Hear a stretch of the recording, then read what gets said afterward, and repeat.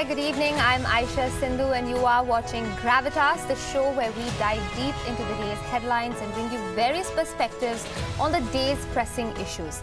The big focus points tonight are about bringing peace back. In Kazakhstan, peace talks on Syria have begun between Russia and Syria. More on that a little later on the show, but first, in the Indian state of Tamil Nadu, with the Jallikattu bill passed, peace could be returning soon to the troubled state. But even as calm seems to approach, the issue has left behind a trail of questions waiting to be answered. All right, we are going to go across to two individuals who have been tracking this story for WION from the ground. And they are our correspondents, Ramesh Ramachandran, who is in Chennai, and Nishchita Virendra, who is in Madurai, taking a close look at all that's going on the ground. I'm going to go across to Nishchita first to understand exactly what's happening in and around where she is. Nishchita, thanks for joining us on the program. You're close to that epicenter of, where Jallikattu and the protests really began.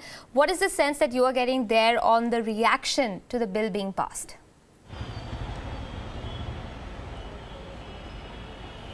Well, the reaction to the eviction of the protesters is fairly bad right here in Madurai as well. There are still sporadic protests breaking out, but to a large extent, things have calmed down across Madurai, especially in Alanganallur. Now, Alanganallur is the epicenter of all Jallikattu activities. Until yesterday, it was a battle zone of sorts. It's a small area and was accommodating thousands of protesters coming in from different parts of the state to stage an agitation. But late last night, there was a meeting that was held of the Jallikattu Association in Alanganallur, and they had talks with the representatives of the Tamil Nadu government as well. And by this morning, it was decided that on the 1st of February, Jallikattu will be organized in a traditional way and in a rather big way itself, almost in a celebratory manner, keeping in mind that this is almost like a victory of the people's movement.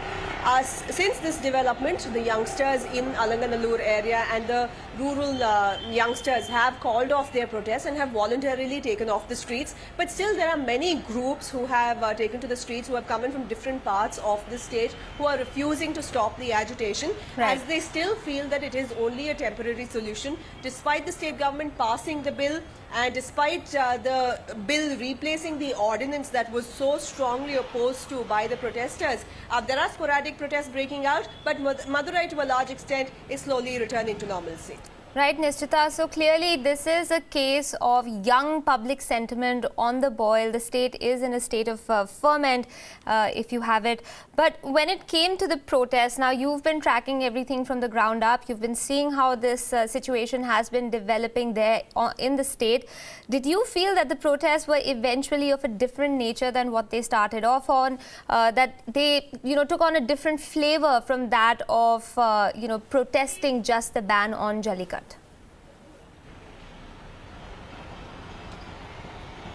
Now, initially, these protests started off from the heart of Madurai. There are three main areas of Madurai where Jallikattu is organized: Avanipuram, Palameda and Alanganallur.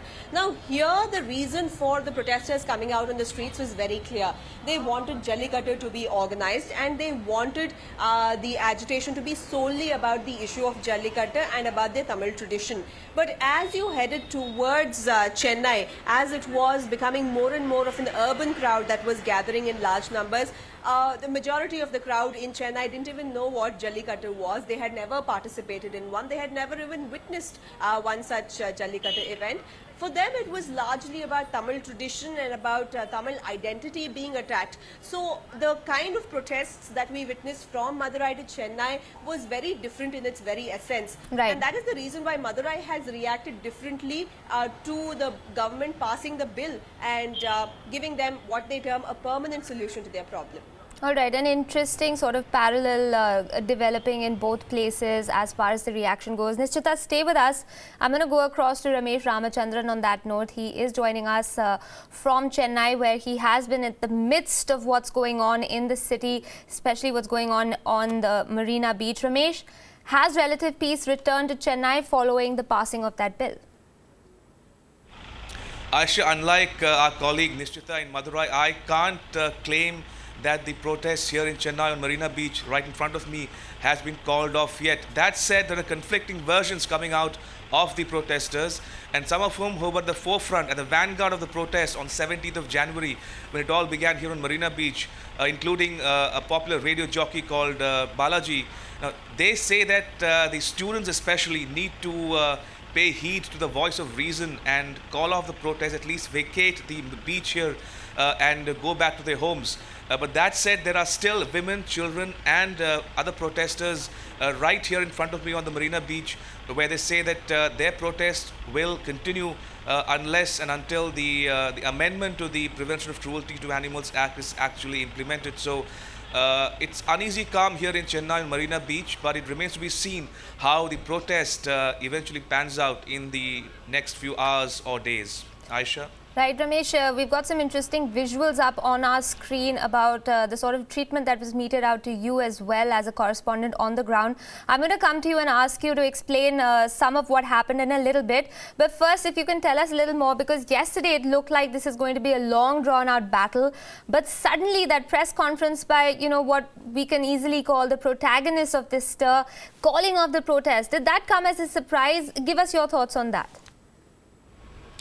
Aisha, this has remained by and large a very peaceful, non-violent protest since January 17th, when it all began here on the Marina Beach.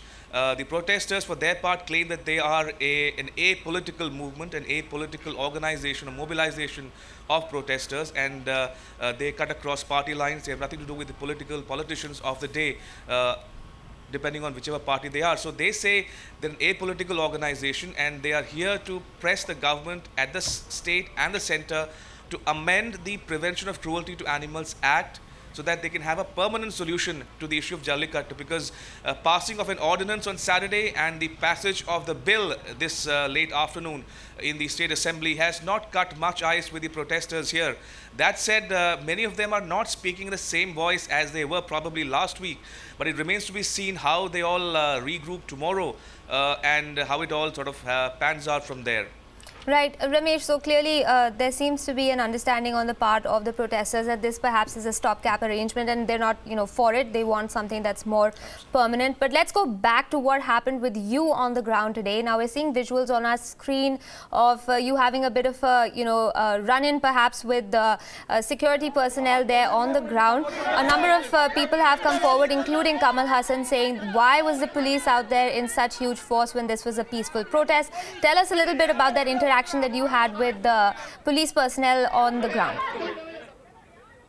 Right, Aisha. So even as we were driving in to Chennai last night at about 2 a.m. in the morning, I could see at least 2 or 3 motorcyclists with banned PETA placards carried by the pillion riders. So that should give you a sense of what the mood prevailed here last night in Chennai. But that said, early morning there were ominous signs, because the police personnel were present in large numbers, essentially here on the main promenade of the Marina Beach, to forcibly evict the protesters from the main beach side. Some students, some women did relent, but the majority of them stayed put on the beach, and that created a situation for the protesters vis-a-vis the police.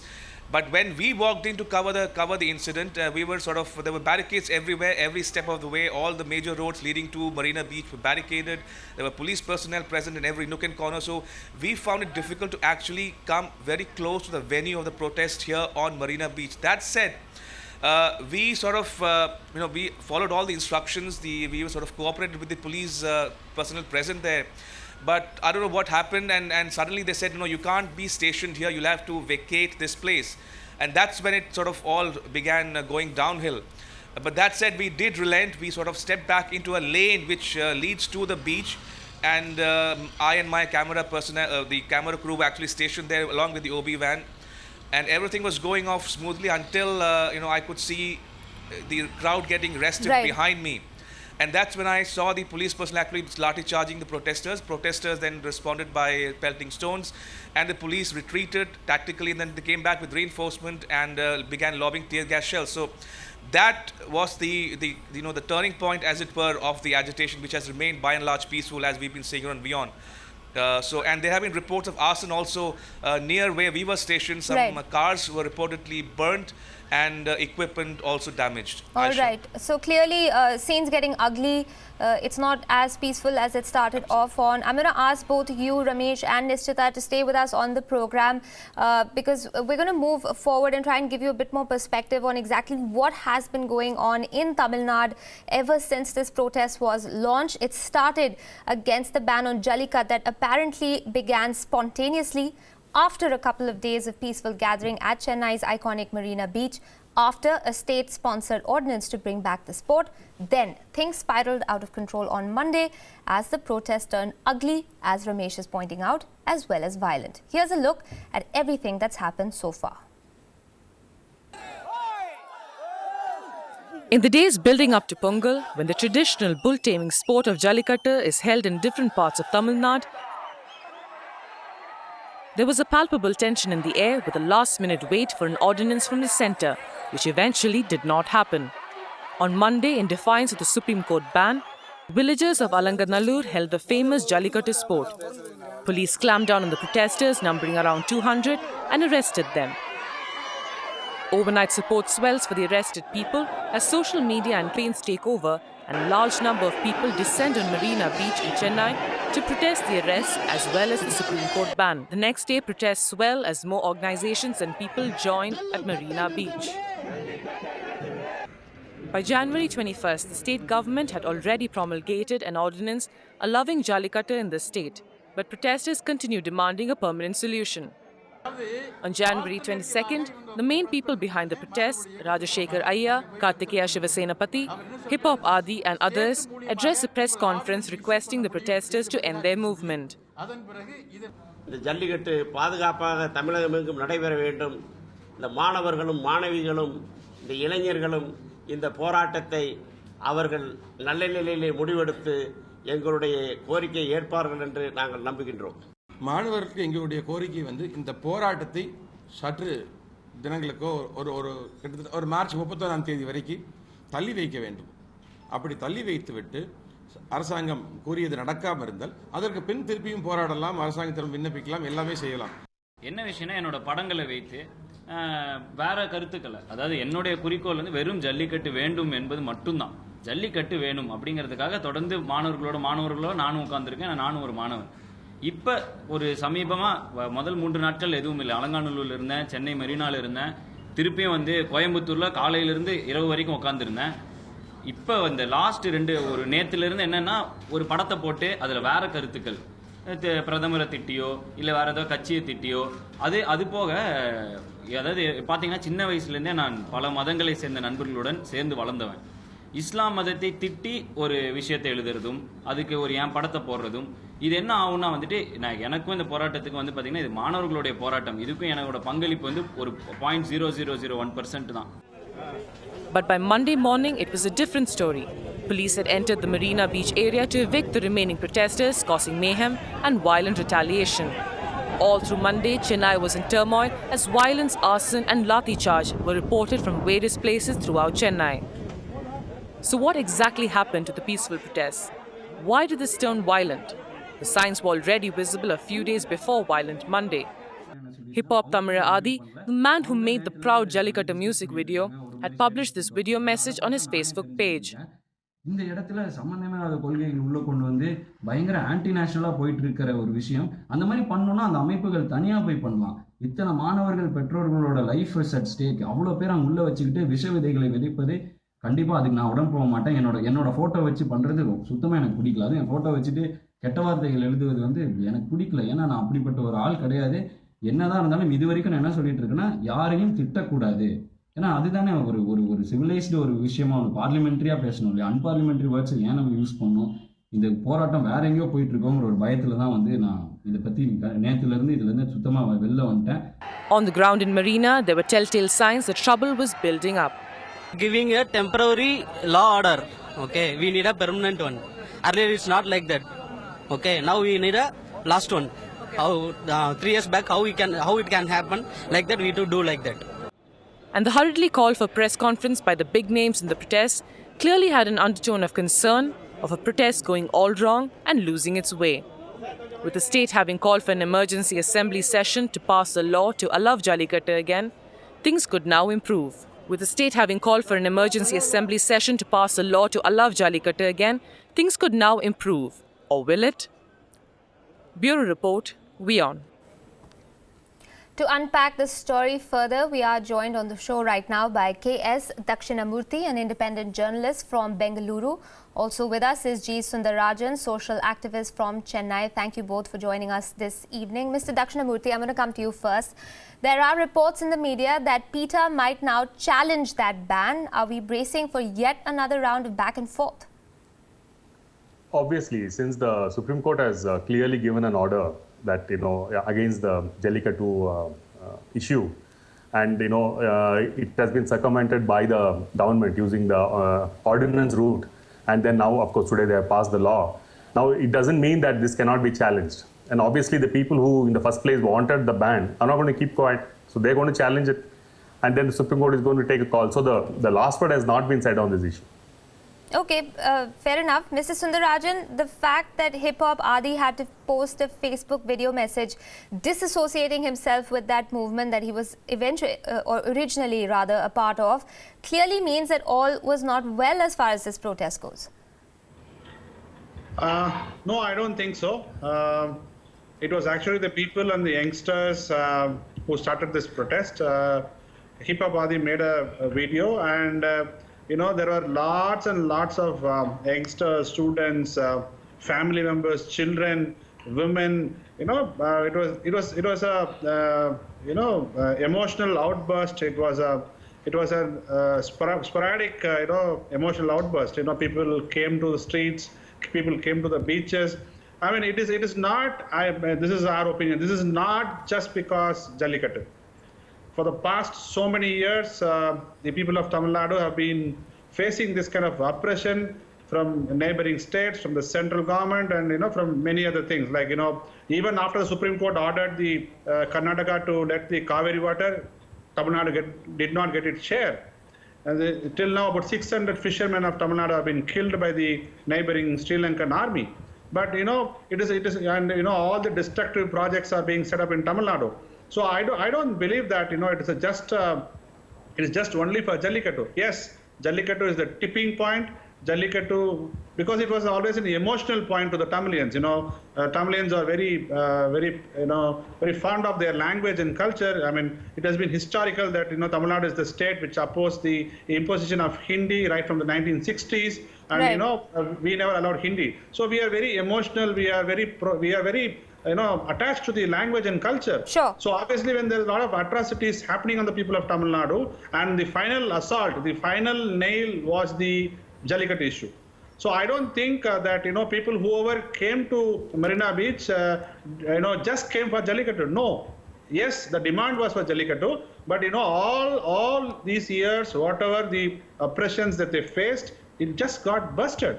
I could see youngsters talking about the Kaveri issue. I could see youngsters talking about the farmer suicide. But tell me something. But Mr. Sundarajan, tell me something. Do you disagree with the stand taken by Hip Hop Adi then, that he started or took part in this protest because it was to do with one particular issue, but when it starts devolving into other facets of what you're calling integral parts of Tamil culture, do you agree or disagree with the stance that he took? No, I completely disagree with him. I mean, every protest has a political philosophy behind it. The political philosophy behind Jallikattu is very simple. It is the fight. It is not just the fight for Jallikattu. It is the fight for the monopolistic attitude of the central government. But what about the inclusion of anti-national chants that he says he was privy to hearing as part of those protests? Was that not justifiable reason for him to opt out when that became the tenor of the protests? No. What do you mean by anti-national? We are anti-government. We love our nation. We hate our government. Just because we hate the government and question them on the schemes and the projects that the government brings, does it mean we are anti-national? We are the most pro-nationalistic people in the country. Right. Okay. Just tell me one incident of violence in Tamil Nadu when Karnataka refused to give Kaveri water. Can you just tell one incident of violence? Whereas in Karnataka, 50 buses, just because they had the Tamil Nadu registration, were burned. Fair enough. Okay, so we've gotten your perspective in, but I'd like to get a few more voices involved here. Joining us on the phone right now is Jasmine Damakewala. She's an animal rights activist from Delhi. Also with us is advocate N.G. Jayasema. He's a member of the Animal Welfare Board of India. Jasmine, first up to you. Would you agree that people power has won in Tamil Nadu as is being claimed by many? There has been a lot of uproar about this and a lot of pressure for the ordinance to have been passed. So we can say that. Okay. Right. So short and sweet there. But Jayasema, would you reckon that this would invite more protests to overturn Supreme Court's judgments on Jallikattu? As in, this is a Frankenstein that the government created which has imploded upon itself. We always said that this is a slippery slope, right? As in, once you start giving up rule of law and start feeding to the cries and not use the constitutional machinery, there's never control, and that kind of leads to lawlessness. And it's almost, and it's really, really sad that it's like, what we predicted in the beginning of this particular people's movement is kind of becoming right. So I just think that, I just say that, as I've always said, that the real protesters who had come there, it was a victory for them. But sadly, once you start ignoring the law, it's really, these kind of things end up happening. Right. Okay. So people power may have come to the fore and won the battle for now, but there are larger questions to be asked as well. But before we go further into the program, let's also take a look at the people who've sort of headlined these protests. Although the demonstrations in Chennai protesting the ban against Jallikattu appeared spontaneous, there were a few people who were leading the protests in various ways much before the Chennai protests broke out. Here are some of the people behind that movement. Kartikeya Shivasenapati is a managing trustee of Senapati Kangayam Cattle Research Foundation, an NGO involved in promotion of Kangayam cattle in Tamil Nadu, which is known for the conservation and cattle breeding of native bulls.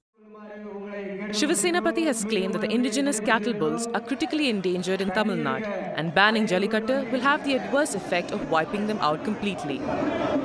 Hip Hop Tamira or Hip Hop Adi shot into fame with a Tagara Tagara music video that celebrates Jallikattu and talks about the perils of banning the sport. He stood with the movement much after this video went popular and was seen as one of the people behind the entire movement.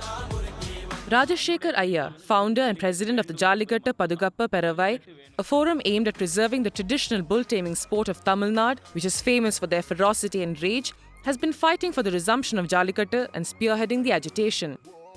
Anna Verghese for WION. Let's go back to Ramesh Ramachandran. He's WION's correspondent in Chennai, covering the story from the ground. Ramesh, do you find that this rather disparate group of people struggled to control the crowd eventually? Aisha, I mean, let's face it, they were a disparate group to begin with, but they forced an understanding going forward.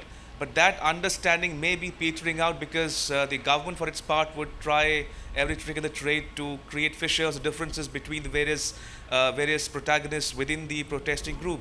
So that's what is happening. That's a dynamic being played out here on Marina Beach in Chennai, even as we speak. It remains to be seen whether the remaining protesters can actually keep up the momentum going come tomorrow morning. So that's the big question everybody here is asking. Although some students have since left for their homes, there still are women, children and men waiting there on the beach, hoping for a more permanent solution to the issue at hand. Okay, Mr. Dakshinamurthy, explain this to us now. The protests apparently were spontaneous from all the reports that we're hearing, but still there were expectations that they would end on the appeal of these people. So were they leading the protests in some way? Well, I mean, I'm not exactly sure what you're asking me, but, I assume you're asking me why the protests didn't stop once they passed the ordinance. Right. So, the point is that the ordinance, there is a general feeling that the ordinance would not really be a permanent issue, would not be a permanent solution. Okay, and then they wanted some kind of a law to be passed. Now the point here is that I think people have not been really exactly informed what the situation is. Whatever the government does, right? Like I told you earlier, it's very similar to the previous question. Whatever the government does, it's not a permanent solution. The permanent solution will come only from the Supreme Court, because it was originally the Supreme Court order that has caused all these things, right? So it's the Supreme Court. It's the people who are protesting have to make sure that they have a good argument, a sound argument. They have to present themselves in court and then convince the court that Jallikattu should continue. Now that is where the crux lies. It's not like, okay, you protest and then you show the sentiments. That's good, that's okay, that's valid at one level. But at the level of execution, how do you ensure that Jallikattu is continues? Now you do that only. You can only do that when you are in front of the court. I mean, you have to convince the court. The point is, or you do whatever else, the court is not going to look at the protest or the people's agitation and say, okay, fine, we're going to resign this order or change the order. That's not the way the courts work. That's not the way the judiciary functions, right? And they're definitely not the Supreme Court. So the point here is that people who are protesting should organize themselves, gather, bring out a cogent argument, and then convince the court that, sorry, you made a mistake, please reconsider it, and ensure that Jallikattu continues. And then if the court in its wisdom, if it decides that the Jallikattu should continue, then that's the end of the issue. I mean, it's all hunky-dory. Okay, so the methods to achieve that means have to be different if a long-term solution is to come about for Jallikattu. We are going to have to take a quick break on that note. We've run out of time on this segment, but we're going to continue talking about Jallikattu on the other side of this break. I'm going to request all our guests to stay on the line with us. We'll be back in just a bit.